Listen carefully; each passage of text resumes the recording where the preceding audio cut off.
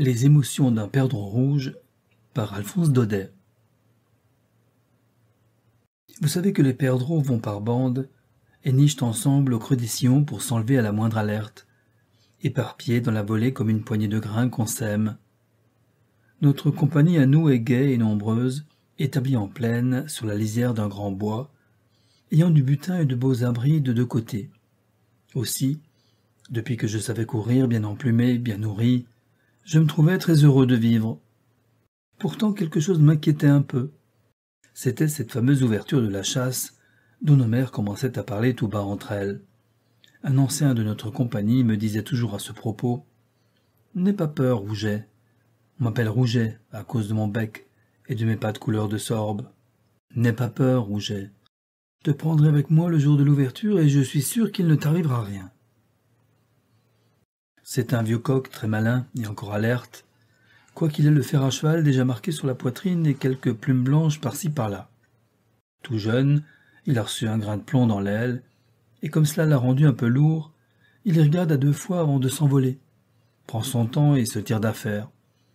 Souvent il m'emmenait avec lui jusqu'à l'entrée du bois. Il y a là une singulière petite maison, nichée dans les châtaigniers, muette comme un terrier vide et toujours fermée. « Regarde bien cette maison, petit, » me disait le vieux. « Quand tu verras de la fumée monter du toit, le seuil et les volets ouverts, ça ira mal pour nous. » Moi, je me fie à lui, sachant bien qu'il n'en était pas à sa première ouverture. En effet, l'autre matin, au petit jour, j'entends qu'on l'appelait tout bas dans le sillon. « Rouget, Rouget !» C'était mon vieux coq. Il avait des yeux extraordinaires. « Viens vite, » me dit-il, « et fais comme moi. » Je le suivis, à moitié endormi. En me coulant entre les mottes de terre, sans voler, sans presque sauter, comme une souris. Nous allions du côté du bois, et je vis en passant qu'il y avait de la fumée à la cheminée de la petite maison, du jour aux fenêtres, et devant la porte ouverte, des chasseurs tout équipés, entourés de chiens qui sautaient. Comme nous passions, un des chasseurs cria « Faisons la plaine ce matin, nous ferons le bois après déjeuner. » Alors je compris pourquoi mon vieux compagnon nous emmenait d'abord sous la futaie. Tout de même, le cœur me battait, surtout en pensant à nos pauvres amis. Tout à coup, au moment d'atteindre la lisière, les chiens se mirent à galoper de notre côté. « Rase-toi, rase-toi » me dit le vieux en se baissant. En même temps, à 10 pas de nous, une caille effarée ouvrit ses ailes et son bec tout grand, et s'envola avec un cri de peur. J'entendis un bruit formidable, et nous fûmes entourés par une poussière d'une odeur étrange, toute blanche et toute chaude, bien que le soleil fût à peine levé. J'avais si peur que je ne pouvais courir. Heureusement, nous entrions dans le bois.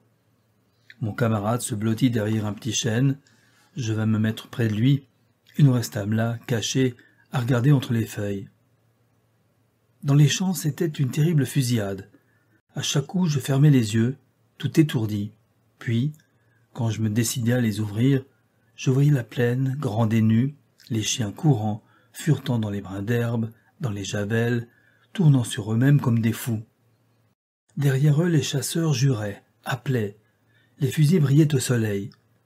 Un moment, dans un petit nuage de fumée, je crus voir, quoiqu'il n'y eût aucun arbre alentour, voler comme des feuilles éparpillées.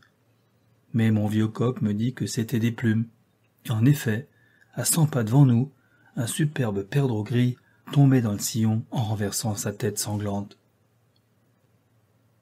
Quand le soleil fut très chaud, très haut, la fusillade s'arrêta subitement. Les chasseurs revenaient vers la petite maison, où l'on entendait pétiller un grand feu de sarment. Ils causaient entre eux, le fusil sur l'épaule, discutaient les coups, pendant que leurs chiens venaient derrière, harasser la langue pendante. « Ils vont déjeuner, » me dit mon compagnon, « faisons comme eux. » Et nous entrâmes dans un champ de sarrasin qui est tout près du bois, un grand champ blanc et noir, en fleurs et en graines, sentant l'amande. De beaux faisans au plumage mordoré picotaient là, eux aussi, en baissant leurs crêtes rouges de peur d'être vus. Ah, ils étaient moins fiers que d'habitude. Tout en mangeant, ils nous demandèrent des nouvelles, et si l'un des leurs était déjà tombé. Pendant ce temps, le déjeuner des chasseurs, d'abord silencieux, devenait de plus en plus bruyant. Nous entendions choquer les verres et partir les bouchons des bouteilles. Le vieux trouva qu'il était temps de rejoindre notre abri. À cette heure, on aurait dit que le bois dormait. La petite mare où les chevreuils vont boire n'était troublée par aucun coup de langue. Pas un museau de lapin dans les serpolets de la Garenne. On sentait seulement un frémissement mystérieux, comme si chaque feuille, chaque brin d'herbe abritait une vie menacée.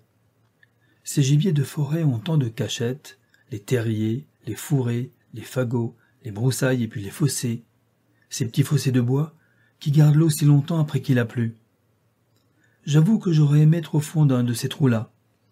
Mais mon compagnon préférait rester à découvert, avoir du large, voir de loin et sentir l'air ouvert devant lui.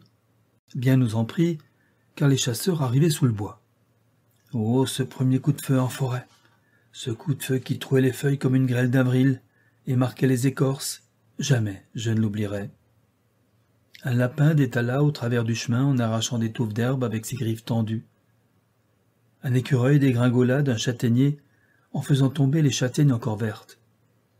Il y eut 2 ou 3 vols lourds de gros faisans et un tumulte dans les branches basses, les feuilles sèches, au vent de ce coup de fusil qui agita, réveilla, effraya tout ce qui vivait dans le bois.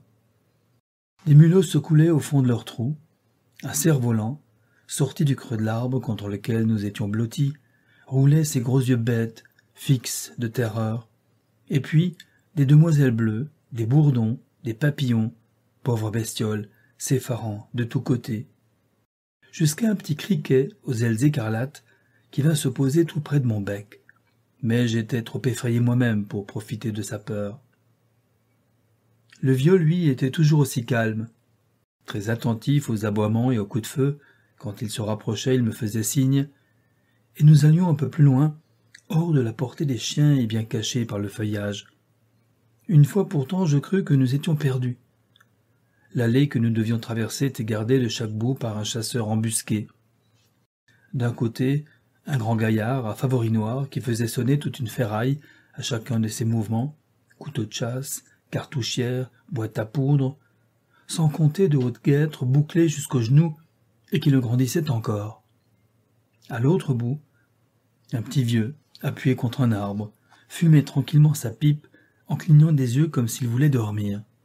Celui-là ne me faisait pas peur, mais c'était ce grand là-bas. « Tu n'y entends rien, Rouget ?»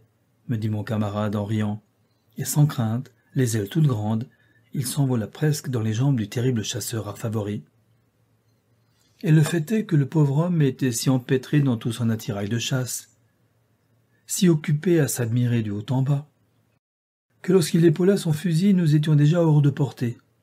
Ah, si les chasseurs savaient, quand ils se croient seuls à un coin de bois, combien de petits yeux fixes les guettent des buissons, combien de petits becs pointus se retiennent de rire à leur maladresse. Nous allions toujours. N'ayant rien de mieux à faire qu'à suivre mon vieux compagnon, mes ailes battaient au vent des siennes pour se replier immobile aussitôt qu'il se posait. J'ai encore dans les yeux tous les endroits où nous avons passé. La Garenne, rose de bruyère, pleine de terriers au pied des arbres jaunes, avec ce grand rideau de chêne où il me semblait voir la mort cachée partout. La petite allée verte, où ma mère perdrix avait promené tant de fois sa nichée au soleil de mai, où nous sautions tout en piquant les fourmis rouges, qui nous grimpaient aux pattes, où nous rencontrions des petits faisans pharaons, lourds comme des poulets, et qui ne voulaient pas jouer avec nous. Je la vis comme dans un rêve, ma petite allée, au moment où une biche la traversait, haute sur ses pattes menues, les yeux grands ouverts et prêts à bondir. Puis la mare où l'on vient en partie par 15 ou 30, tous du même vol, levés de la plaine en 1 minute, pour boire à l'eau de la source et s'éclabousser de gouttelettes qui roulent sur le lustre des plumes. Il y avait au milieu de cette mare un bouquet d'honnettes très fourrés. C'est dans cet îlot que nous nous réfugiâmes. Il aurait fallu que les chiens eussent un fameux nez pour venir nous chercher là. Nous y étions depuis un moment, lorsqu'un chevreuil arriva, se traînant sur 3 pattes et laissant une trace rouge sur les mousses derrière lui. C'était si triste à voir que je cachai ma tête sous les feuilles, mais j'entendais le blessé boire dans la mare en soufflant, brûlé de fièvre. Le jour tombait. Les coups de fusil s'éloignaient, devenaient plus rares. Puis tout s'éteignit. C'était fini. Alors nous revînmes tout doucement vers la plaine, pour avoir des nouvelles de notre compagnie. En passant devant la petite maison du bois, je vis quelque chose d'épouvantable. Au rebord d'un fossé, les lièvres aux poils roux, les petits lapins gris à queue blanche, gisaient à côté les uns des autres. C'étaient des petites pattes jointes par la mort, qui avaient l'air de demander grâce, des yeux voilés qui semblaient pleurer, puis des perdrix rouges, des perdreaux gris, qui avaient le fer à cheval comme mon camarade, et des jeunes de cette année, qui avaient encore comme moi du duvet sous leurs plumes. Savez-vous rien de plus triste qu'un oiseau mort? C'est si vivant des ailes. De les voir repliées et froides, ça fait frémir. Un grand chevreuil superbe et calme paraissait endormi, sa petite langue rose dépassant la bouche comme pour lécher encore. Et les chasseurs étaient là, penchés sur cette tuerie, contents et tirant vers leur carnier les pattes sanglantes, les ailes déchirées sans respect pour toutes ces blessures fraîches. Les chiens, attachés pour la route, fronçaient encore leurs babines en arrêt, comme s'ils s'apprêtaient à s'élancer de nouveau dans les taillis. Oh, pendant que le grand soleil se couchait là-bas, et qu'ils s'en allaient tous, harassés, allongeant leurs ombres sur les mottes de terre et les sentiers humides de la rosée du soir, comme je les maudissais, comme je les détestais, hommes et bêtes, toute la bande. Ni mon compagnon ni moi n'avions le courage de jeter comme à l'ordinaire une petite note d'adieu à ce jour qui finissait. Sur notre route, nous rencontrions de malheureuses petites bêtes, abattues par un plan de hasard et restant là, abandonnées aux fourmis.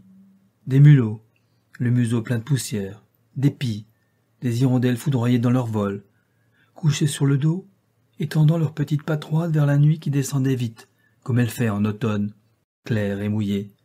Mais le plus navrant de tout, c'était d'entendre, à la lisière du bois, au bord du pré, et là-bas, dans l'oseraie de la rivière, les appels anxieux, tristes, disséminés, auxquels rien ne répondait. Ainsi s'achèvent les émotions d'un perdreau rouge d'Alphonse Daudet.